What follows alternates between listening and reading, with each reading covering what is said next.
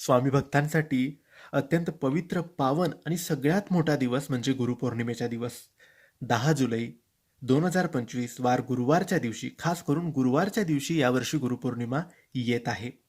या गुरुपौर्णिमेच्या दिवशी स्वामींना प्रसन्न करण्यासाठी, स्वामींची कृपा प्राप्त करण्यासाठी आणि आपल्याकडून काहीतरी पुण्य व्हावे, पुण्य घडावे, यासाठी ही चमत्कारी सेवा गुरुपौर्णिमेच्या दिवशी तुम्ही नक्की करा. मित्रांनो, ही एक विश्वासाची, श्रद्धेची आणि चमत्कारी सेवा आहे.